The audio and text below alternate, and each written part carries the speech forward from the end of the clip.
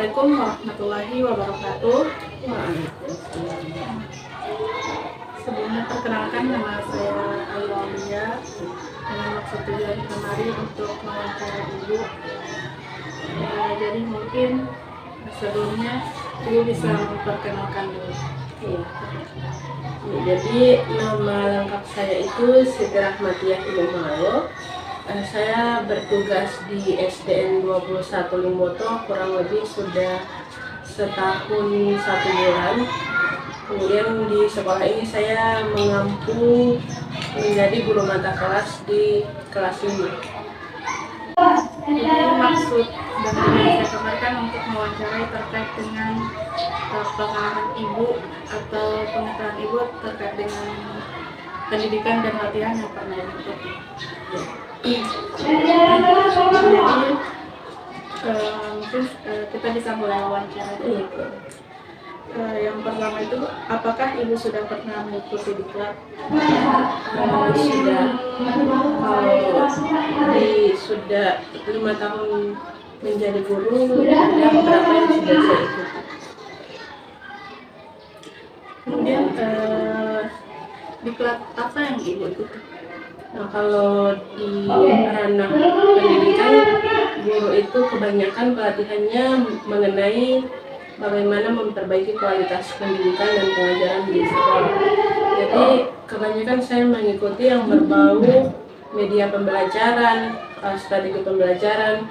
Kemudian kemarin juga waktu prajab saya terangkat itu sudah berbasis diklat.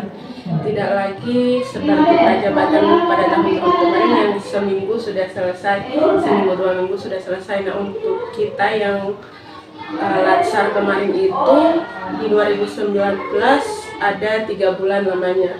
Nah, sekarang juga saya sedang mengikuti pelatihan pendidikan guru penggerak. Iya, pendidikan guru penggerak yang diselenggarakan langsung oleh Balai Guru Penggerak Provinsi Gorontalo, yang tentunya juga dari pusat program.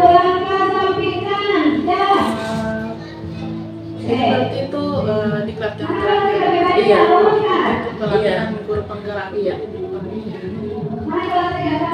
Kemudian ketika Ibu mengikuti diklat itu apa saja yang Ibu dapatkan? Nah, untuk pendidikan guru penggerak ini sendiri sebenarnya jangka waktunya 6 bulan. Jadi ini kita mulainya dari bulan Mei, jadi sekarang masih sementara berjalan. Nanti rencananya kegiatan ini sampai nanti bulan November. Nah, apa yang sudah saya dapatkan dari pendidikan guru penggerak ini, baru kurang lebih sebulan saya mengikuti, banyak yang saya peroleh dari pendidikan guru penggerak ini. Karena mengapa ini sangat perlu saya telateni, karena kita mau menghadapi tantangan baru lagi, merubah pengimplementasian kurikulum merdeka kan sekarang.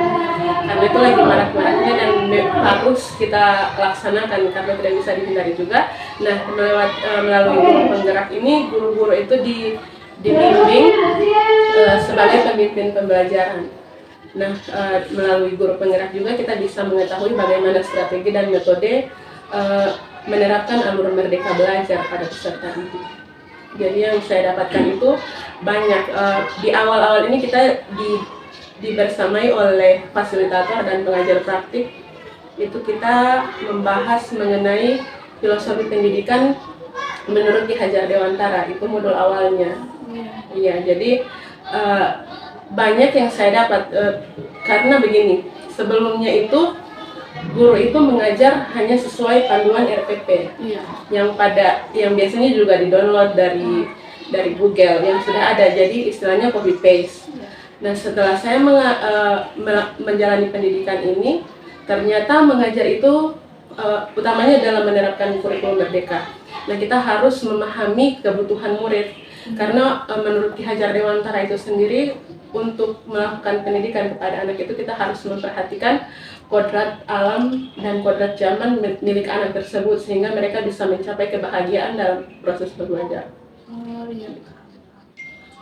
Jadi lebih melihat daripada situasi dan kondisi si murid ini. Iya. Disesuaikan. Iya. Jadi untuk pendidikan di kurikulum merdeka itu kita dituntut untuk mengajar sesuai kebutuhan peserta didik, karena peserta didik itu kan memiliki karakter yang berbeda. Ada yang mau belajarnya lebih mantap ketika dia melihat audio visual, ada lagi yang kinestetik, bermain peran, ada juga yang maunya belajar hanya membaca. Jadi di kurikulum Merdeka itu kita dituntut untuk belajar memenuhi kebutuhan anak ini. Jadi materinya tetap sama, namun perlakuannya yang berbeda sesuai dengan kebutuhan mereka, kebutuhan belajar.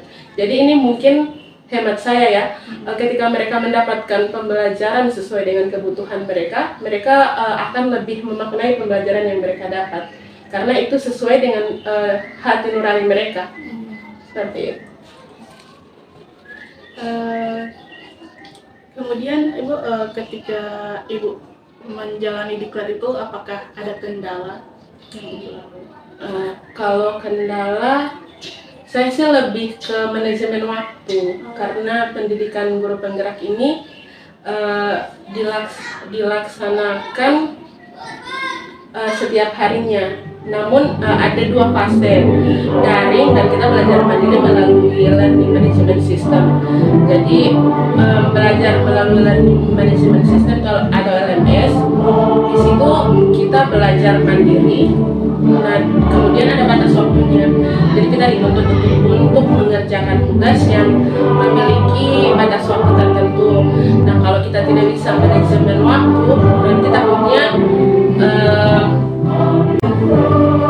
kalau kita tidak bisa manajemen waktu, kita tidak bisa mengejar target ketentuan dari LMS itu sendiri. Kemudian ketika kita melakukan rukol itu paling cepat atau paling awal dimulai kadang pukul 12. Nah, paling lambat pukul 2 siang. Nah, kalau kita mulai pukul 12, tentunya agak sedikit tidak fleksibel, karena kita kan dituntut juga harus mengajar seutuhnya di dalam kelas. Kemudian di lain sisi kita juga harus memenuhi kebutuhan ini. Nah, mungkin itu yang menjadi kendala bagi saya untuk manajemen waktu terkait dengan tugas sebagai guru penggerak. Di lain sisi saya juga harus memenuhi tugas sebagai pendidik yang dipacu untuk melengkapi administrasi dan sebagainya. Itu lebih ke manajemen waktu. Iya. Iya, jadi banyak sekali pengalaman yang saya dapat dari sini. Yang paling besar dampaknya saya rasakan itu, saya bisa memahami bagaimana seharusnya menjadi seorang pendidik menurut filosofi Ki Hajar Dewantara itu. Nah, Bapak Ki Hajar Dewantara ini kan pejuang pendidikan di kala itu. Jadi pengaruhnya itu atau pengalaman yang saya dapatkan, yaitu lebih ke pengetahuannya. Saya bisa lebih memaknai lagi profesi sebagai seorang guru itu yang tidak hanya mengajar atau menuntaskan kewajiban, namun kita juga perlu memperhatikan kebutuhan siswa. Kemudian pengalaman selanjutnya, saya mendapatkan banyak teman, tidak hanya di lingkungan Kecamatan Limboto, namun sekabupaten Gorontalo, karena pendidikan guru penggerak ini diikuti oleh seprovinsi Gorontalo. Nah, kita dibagi per kelas, jadi kita ditempatkan sesuai dengan kabupaten. Jadi ada yang Kabupaten Bone Bolango, ada Kabupaten Gorontalo, dan saya sekelas dengan guru-guru dari kecamatan lain. Jadi pengalamannya itu lebih memperluas relasi lagi, kemudian mendapatkan ilmu juga.